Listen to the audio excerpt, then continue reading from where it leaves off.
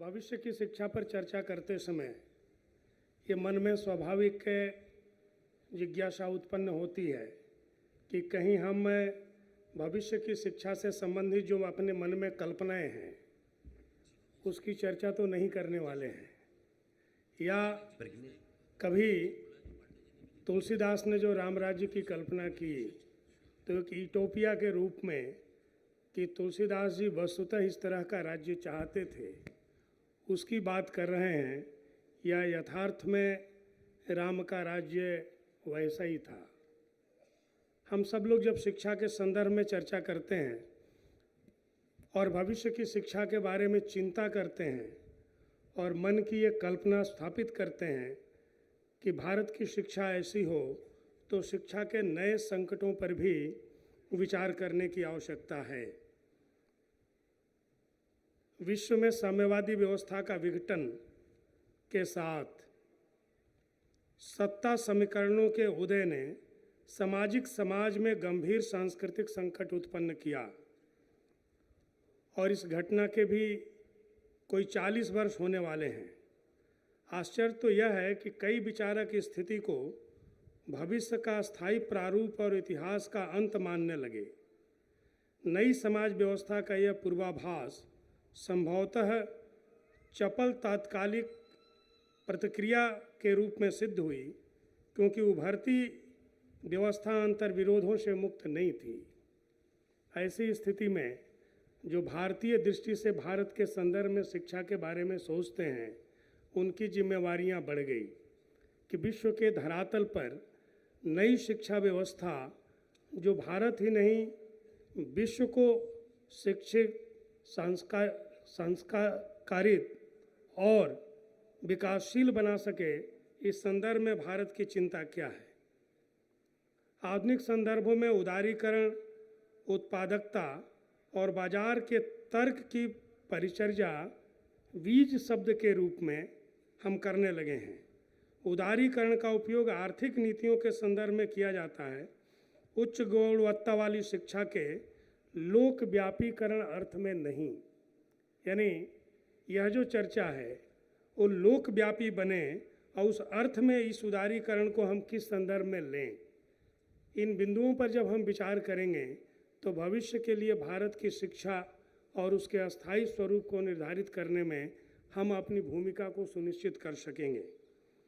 शिक्षा को इस परिदृश्य में नई भूमिका दी जाती है और निश्चित रूप से यदि नई भूमिका हम देते हैं तो उसके लक्ष्य को परिवर्तित करने में भारत सफल हो पाएगा, और जो हमारे आदर्श और प्राथमिकताएं हैं ये केवल शोभा की वस्तु के रूप में स्थापित नहीं होगी।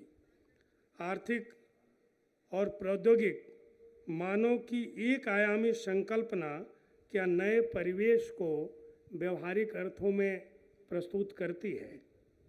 यदि ये नए परिवेश में प्रस्तुत नहीं कर रही है तो ये शब्द और चीज़ें भविष्य के लिए बेमानी होगी, और उस रूप में उसे स्थापित करने के लिए और अधिक राष्ट्रवादी ताकतों को श्रम करना पड़ेगा। दुनिया में ज्ञान के महत्व को स्थापित किया जा रहा है। जिस अर्थ में भारत ने ज्ञान के महत्व को स्थापित किया उस अर्थ में ज्ञान का महत्व स्थापित नहीं हो रहा है। भारत ने तो ज्ञान को रीते ज्ञानम न मुक्ति के अर्थ में स्थापित किया था, और आज का ज्ञान सूचनाओं के अर्थ में विश्व में स्थापित हो रहा है। और इस दृष्टि से हमारी भूमिका कितनी प्रगतिशील, हमारी भूमिका कितनी उत्तेजक और कितनी भविष्य दृष्टि को सामने रखने वाली है, यह भी एक विचार का विषय है। ज्ञान को शक्ति के रूप में स्वीकृति मिली हुई है, और जो आज का ज्ञान है, जिस ज्ञान के जिस रूप में भी परिभाषित है, वही ज्ञान शक्ति के रूप में स्थापित है। यह ज्ञान आर्थिक, राजनीतिक, सांस्कृतिक और बौद्धिक क्षेत्र में निर्णायक भूमिका को प्राप्त कर चुका है। इस स्थिति में इस ज्ञान का उपयोग भारतीय संदर्भों में हम जैसा करेंगे वैसा भविष्य, यानी हम आगे केवल 30 वर्षों तक देखें, यानी 2050 तक की शिक्षा होगी। शिक्षा ज्ञान की प्राप्ति का मुख्य साधन है। इस क्षेत्र में अंतर्राष्ट्रीय श्रम विभाजन की प्रवृत्ति स्पष्ट रूप से लक्षित हो रही है।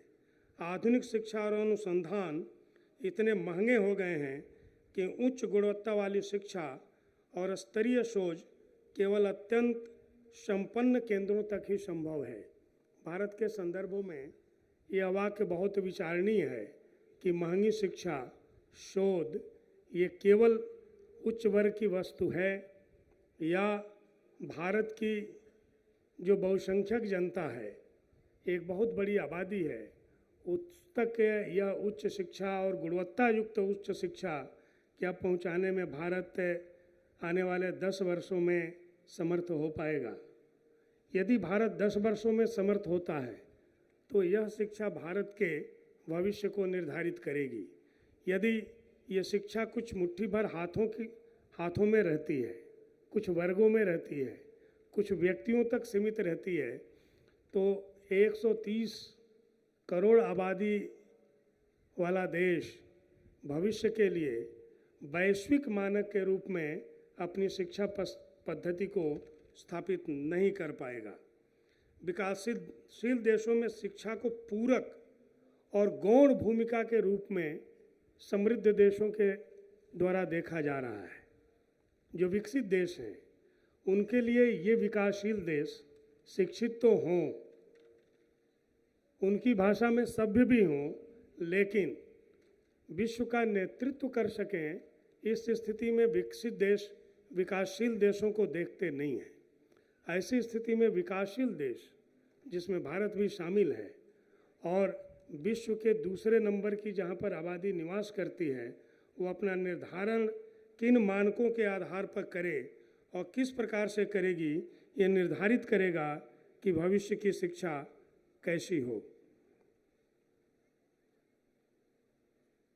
एक वर्ग सीधे विदेशों के प्रगत अध्ययन केंद्रों में भेजने में समर्थ है और उच्च शिक्षा के माध्यम से विदेशों में अपने परिवार का अपना और साथ साथ वैश्विक होने के लिए भारत का भविष्य भी देखता है। एक दूसरा वर्ग है जो उच्च शिक्षा तो प्राप्त करता है, केवल उपाधियों के साथ प्राप्त करता है, उसमें गुणवत्ता की कोई जगह नहीं होती। एक तीसरा वर्ग है जो प्राथमिक स्तर की शिक्षा को प्राप्त करने के लिए आज भी एक बदहाल जिंदगी को जी रहा है। इन तीनों में जब तक समन्वय के रूप में हम कोई चेष्टा नहीं करते हैं, तब तक संपूर्ण भारत की दृष्टि से एक बड़ी शिक्षा और उस शिक्षा की दृष्टि से भारत में भविष्य का निर्माण और ऐसी भविष्योन्मुखी शिक्षा जो विश्व का नेतृत्व कर सके, उसकी कल्पना हम नहीं कर सकते। और उच्च जीवन स्तर को बनाने के लिए जो कारक आवश्यक हैं, उन कारकों को उपलब्ध करवाने के लिए सरकार और समाज दोनों ही स्तरों पर एक बेहद और बहुत ही सक्रिय, ऊर्जास्वित, आकर्षक व्यवस्था की आवश्यकता यह देश महसूस कर रहा है। विकासशील देशों के बौद्धिक विज्ञानकर्मी ललचाई निगाहों से अंतर्राष्ट्रीय केंद्रों की ओर देखते रहे हैं और उनके आमंत्रण को पाकर के कृतकृत्य होते हैं। उसके मूल में उनकी पद और प्रतिष्ठा और शोध तीनों ही होता है। अंतर्राष्ट्रीयता का मोह उनकी शोध प्राथमिकताओं को प्रभावित करता है। खोज के लिए वे ऐसे विषय को चुनते हैं जो विदेशों के लिए प्रासंगिक हों। क्या ये शोध, क्या यह मोह भारत के भविष्य की शिक्षा के मूल को और नीतियों को निर्धारित कर सकता है? और वहाँ जो शोध होते हैं, जिन देशों में हम शोध करने के लिए जाते हैं, विज्ञान के धरातल पर, तकनीक के आधार पर, उन देशों को केंद्र में रख करके हम शोध करते हैं। उसका नतीजा ये हुआ कि भारत ने बहुत प्रगति की, लेकिन हम नवाचारी नहीं हो सके। जो हमारे भीतर नवाचार है वो अनुगामी का नवाचार है, देश की परिस्थितियों के अनुसार उसको विकसित करने वाला नवाचार नहीं है। यदि हम इसको उदाहरणों से समझने का प्रयास करें तो जो कुछ भी हमने किया, जिसको चलती भाषा में जुगाड़ तकनीक कहते हैं या अनुगमन करने वाली तकनीक कहते हैं, उसका अनुगमन करते हुए हमने किया है। हम चाँद तक पहुँचे, लेकिन पहले कोई चाँद तक पहुँचा है तो हम चाँद तक पहुँचने की कोशिश कर रहे हैं। हमारी मिसाइलें बहुत दूर तक जा रही हैं, लेकिन मिसाइलों का आविष्कार होने के बाद हमने मिसाइलों को आविष्कृत किया और अपने संतोष के लिए और अपनी मेधा को जागृत रखने के लिए, अपनी चेतना सुप्त न हो जाए इसलिए रामायण महाभारत वेदों का हम उदाहरण देते रहे कि हमारे प्राचीन वैज्ञानिकों ने, तकनीकज्ञों ने ये सारे शोध किए थे, लेकिन उस शोध को आगे बढ़ाने में उसके कारण अलग अलग रहे होंगे, हमारी कोई बड़ी भूमिका नहीं थी। और पिछले 1000 वर्षों में और स्वतंत्रता के पश्चात भी हमारे नवाचार की बुद्धि प्रतिभा इतनी सुप्त हो गई कि कई शोधों के आविष्कृत होने के बाद भी हमारी चिंता परजीवी ही रही। जैसे मोबाइल के आविष्कार होने के बाद भी मोबाइल के भीतर जितने प्रकार के ऐप प्रयुक्त होते हैं और जो प्रचलित ऐप हैं, उनका भी आविष्कार विदेशियों ने ही किया, विदेशी वैज्ञानिकों ने ही किया। गोपालक देश के हम रहने वाले हैं और भारत में बैलों की और बछड़ों की आवश्यकता कम हो गई। कृषि में आधुनिक आविष्कारों और औजारों का प्रयोग होने लगा तो गाय केवल बछिया दे, बछड़ों की संख्या कम हो, इसके लिए भी जो पद्धति और जो आविष्कार हमें आवश्यक हैं, उसके लिए अमेरिका की तरफ हम देख रहे हैं और महंगी कीमत पर और बड़ी पैसा दे करके हम खरीदने के लिए तैयार हैं। ऐसी स्थिति में ये जितने आविष्कार और जितने सम्मान और आत्मसम्मान को बढ़ाने वाली चीज़ें हैं, क्या हम सोचते हैं कि हमारी मौलिक है या हमने किया है, हमारे शोध संसाधनों में विकसित हुए हैं, तो इसका उत्तर नकारात्मक आता है। इसलिए भविष्य की जो शिक्षा है, जब तक नवाचार हमारा मौलिक नहीं होगा, हमारे देश की परिस्थितियों के अनुकूल नहीं होगा, तब तक उस नवाचार की ओर हम प्रवृत्त नहीं होंगे। और एक ललचाई हुई दृष्टि जो भी विदेशों में आविष्कृत होता है, वो भारत की ज़मीन के अनुसार है, अनुकूल है। ये शोधन करने की जो प्रवृत्ति है, वो भारत को भविष्य की शिक्षा के अनुकूल नहीं बना रही है। और इसका जो सुधार और इसमें जो अनुसंधान है, वो हमें भविष्य की शिक्षा और भविष्य के भारत को खड़ा करने में उपयोगी होगा। आज बौद्धिक धरातल पर जब समसामयिक संवाद स्थापित होते हैं, तो उत्तर आधुनिक प्रश्नों पर हम चर्चा करते हैं और ये उत्तर आधुनिक प्रश्न उत्तर आधुनिकता से जुड़ते हैं। उत्तर आधुनिकता के संदर्भ में विदेशों में विकसित जो विचार पद्धतियाँ हैं, जो आविष्कार हैं, जो उनकी बनावट और बुनावट हैं, उसके संदर्भ में हम चर्चा करके भारतीय प्रसंगों में और भारतीय संदर्भों में सोचते हैं। और विकासशील देश इस इंद्रधनुषी परिकल्पना से अभी बहुत दूर है। सच तो यह है कि उन्नत देशों में भी उत्तर आधुनिकता ने जीवन के सभी पक्षों को स्पर्श नहीं किया और भारत के लिए ये उत्तर आधुनिक सोच बहुत प्रासंगिक भी नहीं है। एक समय था जो समाज अधिकांशतः अपनी आवश्यकताओं की पूर्ति के लिए उत्पादन अपनी श्रम शक्ति से करता था। भारतीय संदर्भों में अपनी आवश्यकताओं की पूर्ति के साधन अपने गांव, अपने कस्बे और बहुत नहीं तो अपने ज़िले के स्तर तक के उत्पादन की शक्ति पर निर्भर करता था। महात्मा गांधी जी ने जब आज से 70-80 वर्ष पहले इस पर सोचना शुरू किया था, तो वर्धा आश्रम के निर्माण के समय कहा कि आसपास जो वस्तुएं उपलब्ध हैं, उसी के माध्यम से वर्धा का आश्रम बनना चाहिए।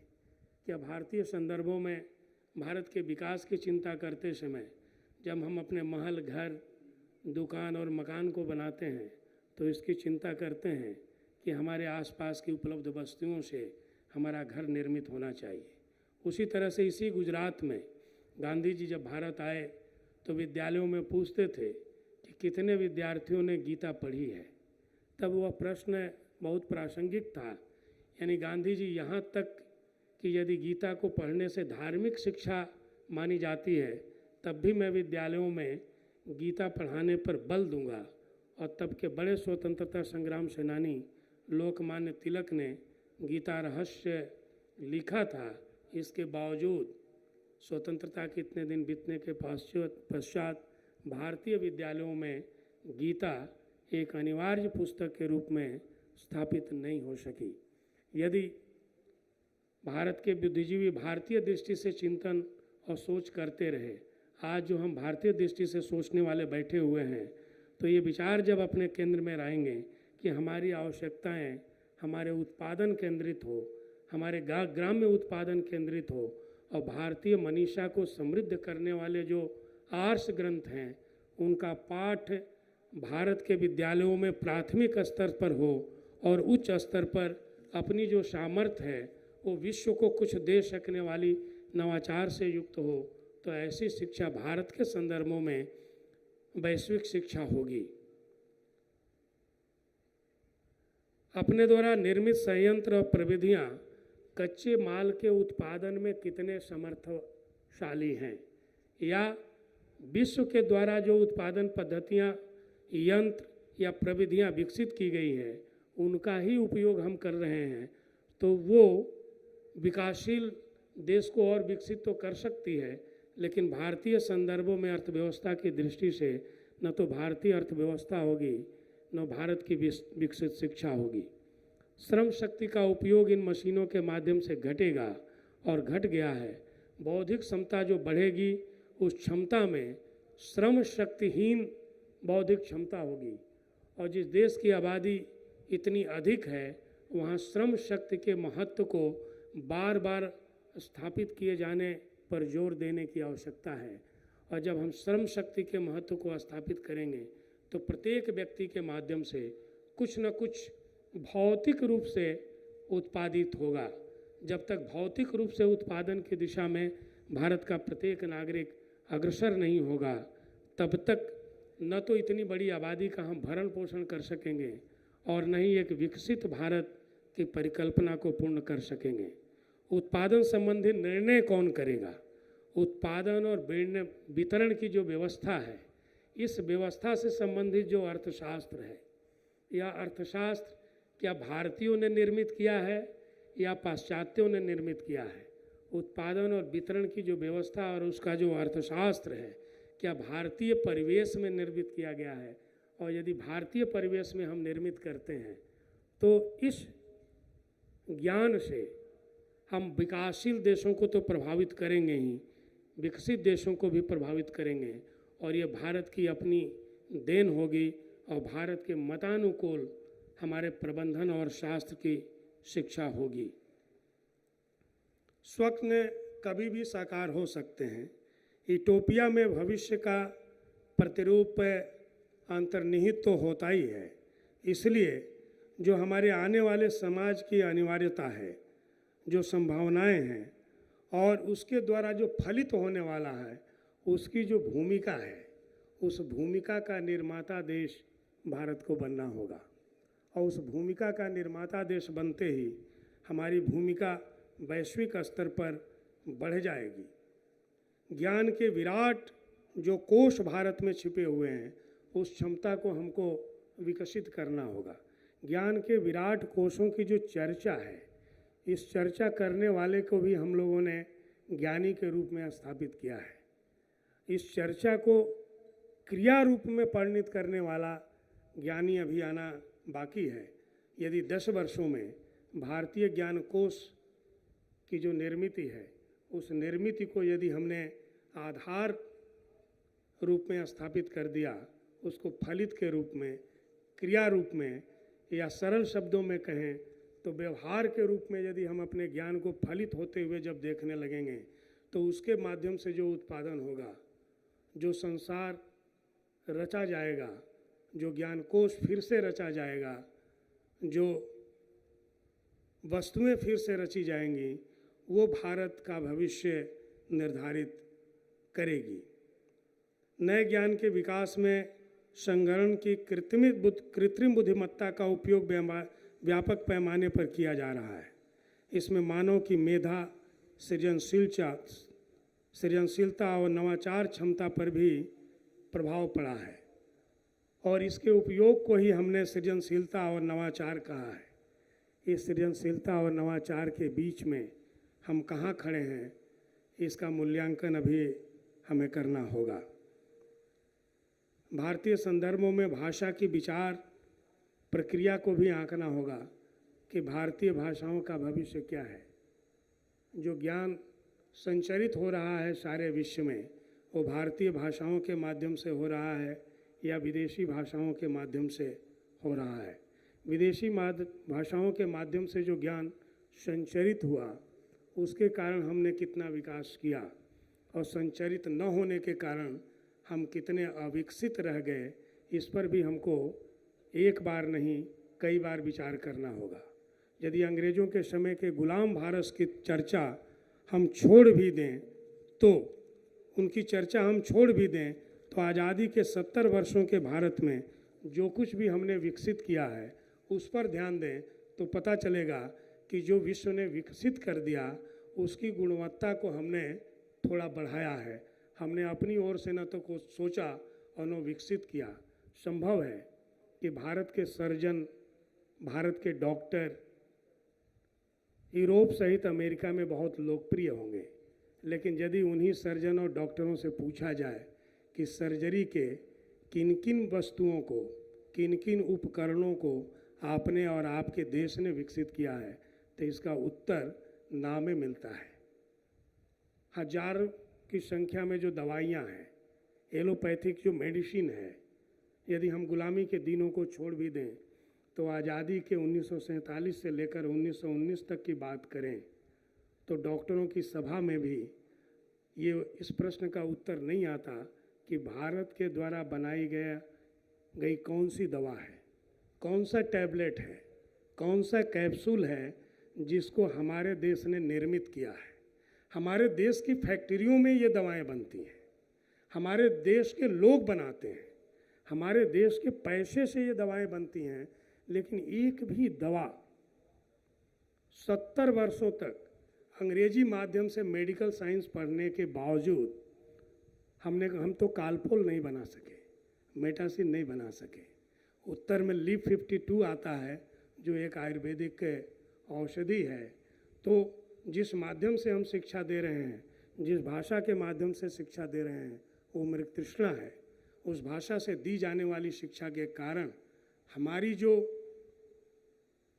उर्वरक और चेतनाशील मेधा है, प्रज्ञा है, वो दब गई और हम केवल अनुगामी भाषा के ही नहीं हुए, आविष्कारों के भी अनुगामी हो गए और उनके द्वारा बनाई हुई दवाओं को ही थोड़ा और विकसित करते चले गए। यही चिंता इंजीनियरिंग के क्षेत्र में भी है। भारत में पुल कैसे बनेंगे, ये विदेशों ने सिखाया और हमने उसको विकसित भी नहीं किया।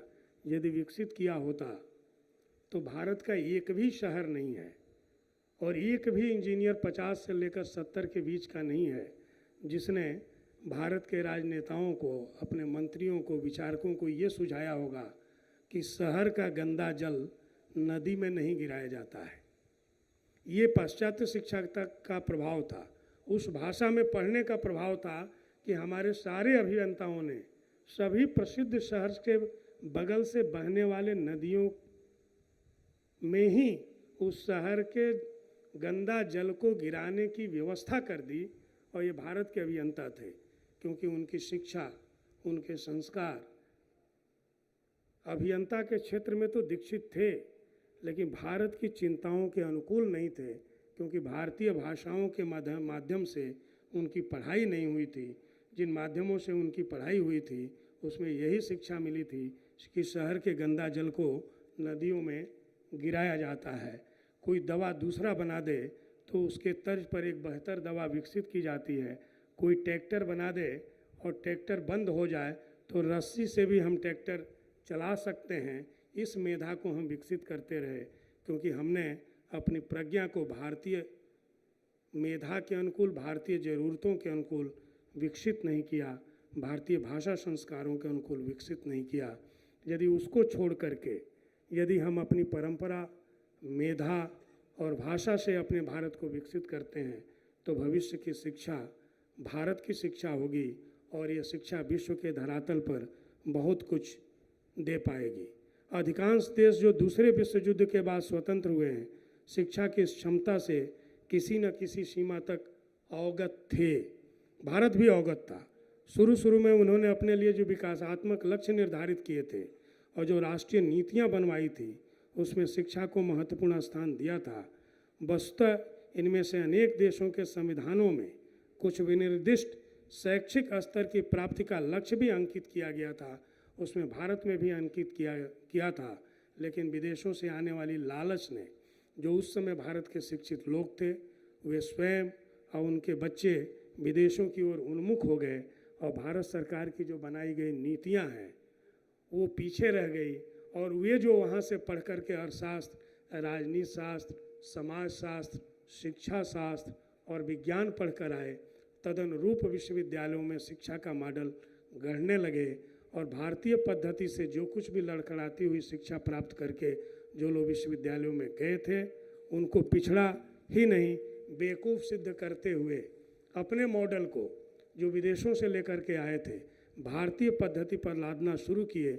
इसलिए आज हमें आज़ादी के इतने दिनों बाद भविष्य की शिक्षा भारत के संदर्भों में कैसे गढ़ी जाए, इस पर चर्चा करना पड़ रहा है। वरना विश्व के धरातल पर ये चर्चा होती कि भारत ने आज़ादी के बाद इस तरह से शिक्षा विकसित की है, उसके मॉडलों को पढ़ा जाए, उसके मॉडल को पढ़ा जाए कि किस तरह से भारत ने शिक्षा विकसित की, जिसके कारण 130 करोड़ लोग विकसित हुए हैं।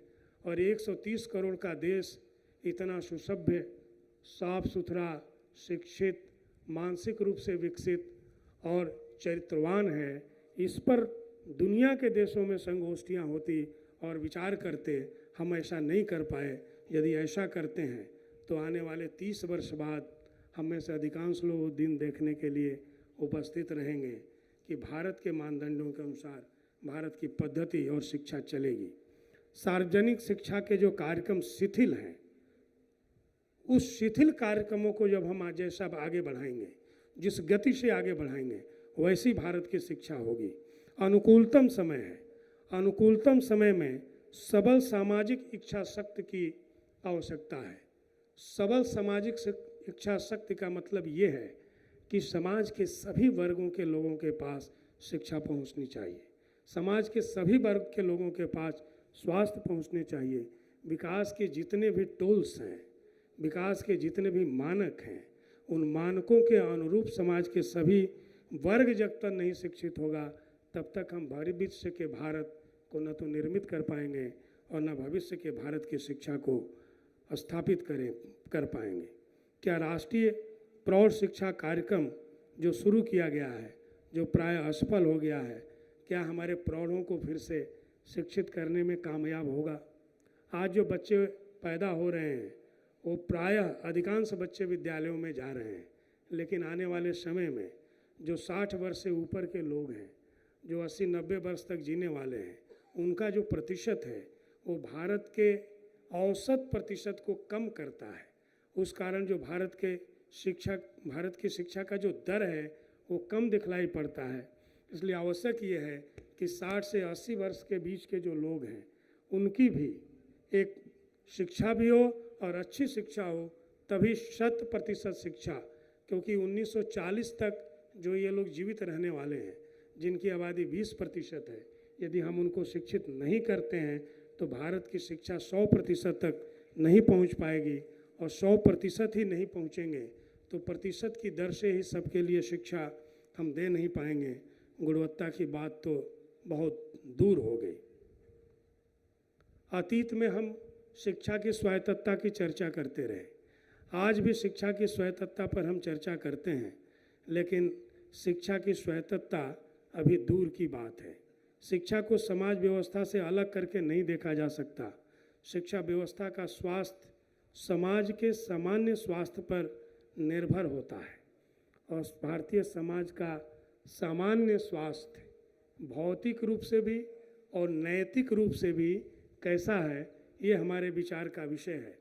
जैसा समाज का सामान्य स्वास्थ्य भौतिक और नैतिक रूप से होगा, वैसा भारत का भविष्य होगा। इसलिए आवश्यक ये है कि भारतीय शिक्षा में नैतिक शिक्षा, मूल्य आधारित शिक्षा, जीवन मूल्यों की शिक्षा जो कभी गुरुकुल प्रणाली या ऋषि प्रणाली का प्रमुख आधार होता है। जब भी हम भारतीय संदर्भों में विचार करते हैं तो उस शिक्षा की और उस पद्धति की ओर देखने के लिए प्रवृत्त होते हैं। तो भौतिक दृष्टि से मजबूत होने के लिए भी ये आवश्यक है कि भारतीय जीवन मूल्यों की शिक्षा से भारत संबलित हो, और जीवन मूल्यों की दृष्टि से भारत जितना संबलित होगा, जितना मजबूत होगा, वैसा ही भारत, भविष्य का भारत निर्मित होगा। स्वास्थ्य की शिक्षा, स्वास्थ्य के संदर्भ में भी विचार करते समय कि वह स्वास्थ्य और वह स्वास्थ्य जिसको पाश्चात्य जगत ने हमको समझाया है, वह स्वास्थ्य हमें चाहिए कि भारतीय मनीषा ने स्वास्थ्य जो समझाया है वैसा स्वास्थ्य हमें चाहिए। केवल शरीर का स्वास्थ्य, शरीर, मन और बुद्धि, इन तीनों का स्वास्थ्य जिन चिकित्सा पद्धतियों से बनता है, वह चिकित्सा पद्धति क्या भारत में कार्य कर रही है? वह चिकित्सा पद्धति प्रकृति और पर्यावरण से जुड़ी हुई है। प्रकृति और पर्यावरण से जुड़ी हुई जो चिकित्सा पद्धति है, उस चिकित्सा पद्धति जितनी विकसित होगी, जितनी समृद्ध होगी, भारतीय समाज के विभिन्न अंगों में वह जैसी दिखेगी, वैसा भविष्य का भारत बनेगा। इसलिए जब भी भारतीय ऋषि प्रार्थना में पतंजलि को याद करता है तो उसमें योग को याद करता है, उसमें व्याकरण को याद करता है, आयुर्वेद को याद करता है। यानी एक से शरीर की शुद्धि, एक से मुख की शुद्धि और एक से मन की शुद्धि, मन, बुद्धि और शरीर की शुद्धता के साथ भारत की शिक्षा को प्रासंगिक बनाना होगा। और वो जो प्रासंगिक शिक्षा होगी वो भारत को सिद्धता की अवस्था में ले जाकर के स्थापित करने में सामर्थ्यशाली सिद्ध होगी। आज के अनिश्चय की स्थिति को बढ़ाने में सांस्कृतिक कारकों के योगदान पर चर्चा करनी पड़ेगी। जिन्हें हम सांस्कृतिक कारक कह रहे हैं, क्या वे सांस्कृतिक कारक हैं? जिनसे हम कल्चरल इवेंट कहते हैं, क्या वे वस्तुतः कल्चरल इवेंट हैं? इसलिए जो सांस्कृतिक कारक के रूप में जो परोसा जा रहा है इस देश में, उन कारकों के विश्लेषण करने की ज़रूरत है। हम एक सांस्कृतिक भारत चाहते हैं, समृद्ध भारत चाहते हैं, वैभवशाली भारत चाहते हैं, भारतीय मनीषा के अनुसार भारत चाहते हैं। तो इन कारकों के योगदान का मूल्यांकन करना होगा। भारत की जो कलाएं हैं और उन कलाओं की दृष्टि से, चाहे वो नृत्य कला हो, चित्रकला है, वास्तुकला है, भवन निर्माण की कला है, इस दृष्टि से क्या भारत की निर्मित हो रही है कि भारत के किसी भी शहर को देखने के पश्चात जो विदेशी व्यक्ति कभी भारत नहीं आया हो, किसी भी शहर के में उतरने के पश्चात वो अंतर कर पाता है क्या कि हम न्यूयॉर्क में हैं, वाशिंगटन में हैं, जर्मनी के किसी शहर में हैं, जापान में हैं, या दिल्ली या मुंबई में है? वो ऐसा निर्णय नहीं कर पाता है। भारत भौतिक रूप से और बाहर से भी दिखना चाहिए, नहीं तो ये केवल अध्यापन का विषय होकर रह गया कि भारत की भवन निर्माण कला है, ये भारत की वास्तु कला है, ये भारत की चित्रकला है। भारत की वास्तुकला, भारत की चित्रकला और जो मंचों पर होने वाले नृत्य हैं, उन नृत्यों में केवल और केवल दिखावे के लिए कहीं हम कथक, ओडिसी या भरतनाट्यम का प्रयोग तो नहीं कर रहे हैं। और उसके पश्चात जो होने वाले नृत्य हैं, उन नृत्यों में क्या भारत की सुगंध है? भारत की शिक्षा क्या भारत की तमाम कलाओं को विकसित कर रही है? यदि ये करती है तो भारत आधारित शिक्षा भविष्य की शिक्षा होगी। इसलिए भारत में विकसित हो रहे जो तमाम प्रकार के सांस्कृतिक कारक हैं, उनके बार बार निरीक्षण, पुनरीक्षण की आवश्यकता है। और उन निरीक्षणों के पश्चात तदनुरूप, यानी अपनी मेधा के अनुरूप, अपनी चिंता के अनुरूप, अपनी परंपरा के अनुरूप, अपनी संस्कृति के अनुरूप, और जो कुछ भी हजारों वर्षों में भारतीय कलाकारों ने, भारतीय शिल्पकारों ने सोचा है, उसका अध्ययन और अध्यापन भी हो और तदनुरूप निर्मित भी हो, और उसी को हम अपनी कलम से कहीं न कहीं अनुमोदित भी करें। परंपरा आधुनिकता के प्रतिस्पर्धी जो भूमिकाएं हैं, ये जो उलझनें पैदा कर रही हैं, इसके साथ एक अघोषित युद्ध और लक्ष्य भ्रम की स्थिति हमारे सामने उत्पन्न हुई है। परंपरा और आधुनिकता के अघोषित युद्ध के बीच हम किस प्रकार के सामंजस्य का निर्माण कर रहे हैं? यदि इस सामंजस्य का निर्माण नहीं कर पा रहे हैं तो क्या भारत की भावी पीढ़ी हमें माफ़ कर पाएगी, या भारत की शिक्षा हमारे मनोनुकूल निर्मित हो पाएगी? यदि हमें लगता है कि ऐसा नहीं हो पाएगा तो परंपरा और आधुनिकता के द्वंद्व के बीच, युद्ध के बीच हम कौन सी भूमिका अपनी स्थापित करने जा रहे हैं, उस भूमिका को बहुत ही विचारपूर्वक न केवल लिखना होगा अपितु क्रिया रूप में अपने विद्यालय से लेकर विश्वविद्यालय तक स्थापित करने का प्रयास करना पड़ेगा। परंपरा और सांस्कृतिक मूल्यों की अवज्ञा विकास कार्यक्रमों में कितनी महंगी पड़ती है और विकास की गति को किस प्रकार से विचलित करती है और डगमगा देती है, इस पर अभी नहीं लिखा गया है। इस पर सोच विचार करके निरंतर लिखने की आवश्यकता है कि सांस्कृतिक मूल्यों और परंपरा की अवज्ञा से विकास की गति अवरुद्ध होती है और भारतीय संदर्भों में अवरुद्ध होती है।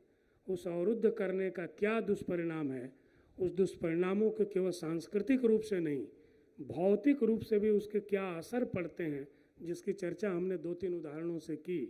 उन चर्चाओं की बार बार चर्चा करने की ज़रूरत है, जिसके कारण भारत की जो सांस्कृतिक भावना है, उत्कर्ष के विषय में सोची जाने वाली जो हमारी सांस्कृतिक अस्मिता है, उसकी पुनर्स्वीकृति की जो यहाँ उपस्थित शिक्षाविदों के भीतर जो मांग है वो पूरी हो सके। और वो पूरी तब होगी जब हम उनको बहुत ही विधिवत सर्वेक्षण के दौरान देखकर और विभिन्न प्रकार के उदाहरणों से, विभिन्न प्रकार के शोधों से उसको उपस्थित करेंगे। तब हमारे अस्मिता के अनुकूल और हमारे सांस्कृतिक मूल्यों के अनुरूप भारत के विकास का जो मॉडल है वो बनेगा और फिर हम उसको स्थापित कर पाएंगे। स्थान स्थान से धार्मिक कट्टरवाद की जो प्रवृत्तियाँ विकसित हो रही हैं और उसके जो प्रतिरोध की ताकतें हैं वो अपर्याप्त हैं। कट्टरवादिता के साथ भारतीय मूल्यों के साथ जो काम करने वाले लोग हैं उनको जोड़ दिया जाता है। हम अभी उसको ठीक ढंग से उजागर नहीं कर पाए हैं कि भारतीय समाज को तोड़ने वाली कौन सी ताकतें हैं, उनके कट्टरवाद का रूप क्या है।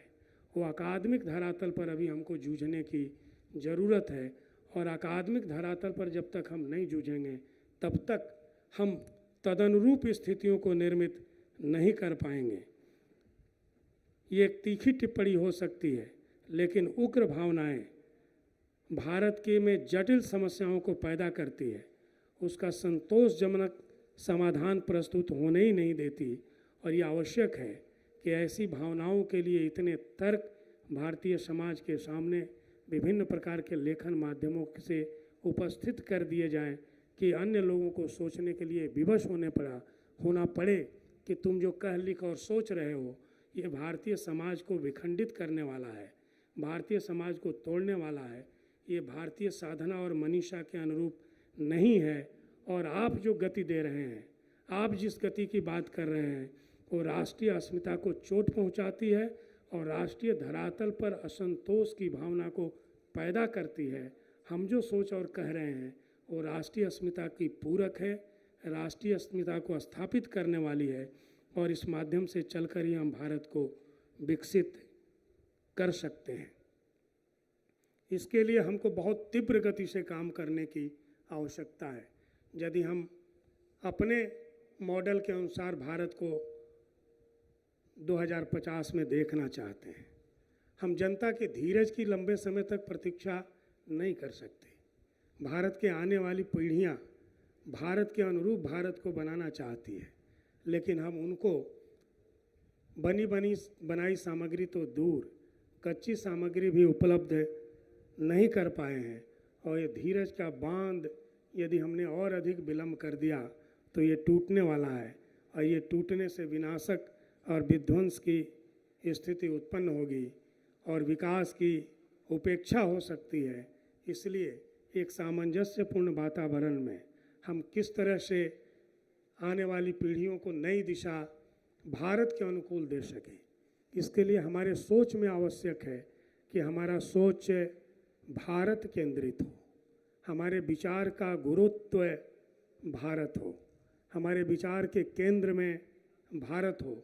जब हमारे विचार के केंद्र में भारत होगा तो भविष्य का भारत भी भारत का होगा, भविष्य की शिक्षा भी भारत की होगी और इसका असर विश्व के स्तर पर पड़ेगा, क्योंकि विश्व विघटन के कगार पर खड़ा है और ये विघटन धार्मिक दृष्टि से भी है, बौद्धिकता के धरातल पर भी है, समाज के आधार पर भी है।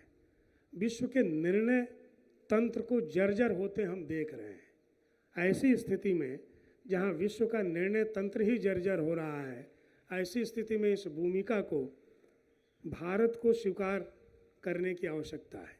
विश्व भारत की ओर देख रहा है, इसलिए इस जर्जर होती स्थिति में यदि तंत्र को हम शीघ्रतापूर्ण पकड़ लेते हैं, शीघ्रतापूर्वक पकड़ लेते हैं, तो उस तंत्र को भी मजबूत बनाएंगे और वैश्विक धरातल पर अपनी प्रतिष्ठा को स्थापित करने में महत्वपूर्ण भूमिका का निर्वहन कर सकेंगे।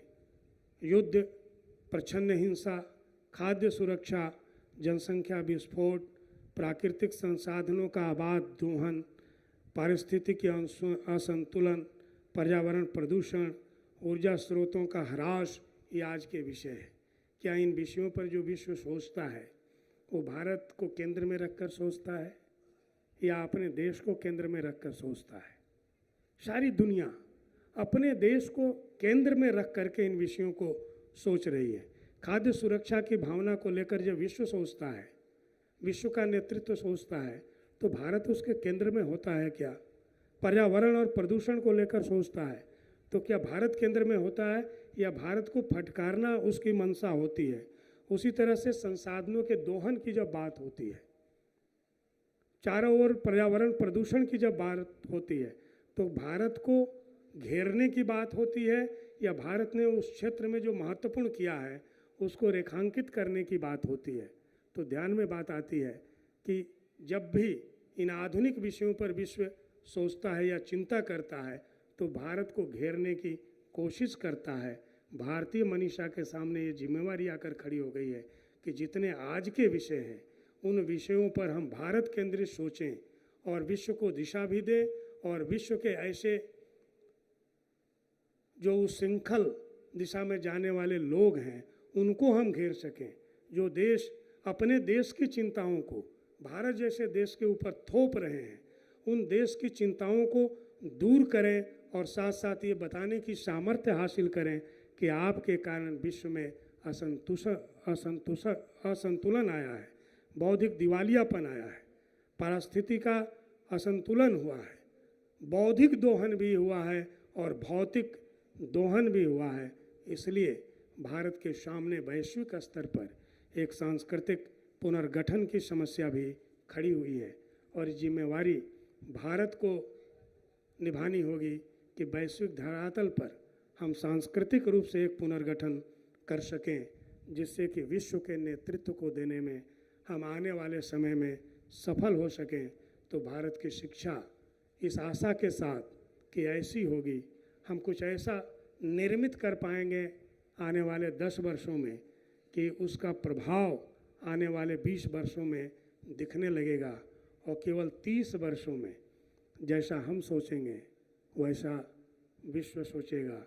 जो हमारी निर्मित होगी वो विश्व की निर्मित होगी, जो हमारी भाषा होगी वो विश्व की भाषा होगी, जो हमारा तंत्र होगा वो विश्व का तंत्र होगा, जो हमारे ऋषि होंगे वो वैश्विक ऋषि होंगे, जो हमारा चिंतन होगा वह भी वैश्विक होगा, जो हमारी चिंता होगी वह भी वैश्विक होगी। और जो दिशा हमने कभी विश्व को दी थी उस दिशा को देने की दिशा में हम अग्रसर हुए हैं। हमारी नई पीढ़ी बहुत ही बुद्धिमत्तापूर्ण ढंग से परंपरा और आधुनिकता के सामंजस्य से वैश्विक ज्ञान के साथ कार्य करने की दिशा में आगे बढ़ रही है। उनके बीच हम भारतीय संस्कृति और मूल्यों का बीजारोपण करके उसको कैसे पल्लवित और पुष्पित कर सकें। यदि ऐसा हम कुछ कर पाते हैं तो भविष्य की शिक्षा, विश्व की शिक्षा, भारत की शिक्षा और भारत केंद्रित होगी। विश्व के गुरुत्व में भारत होगा।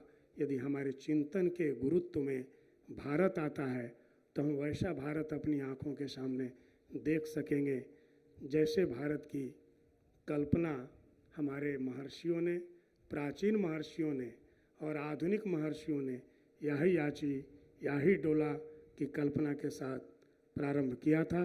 उस भारत की सोच और चिंता के साथ हम भारत की शिक्षा को स्थापित करते हैं।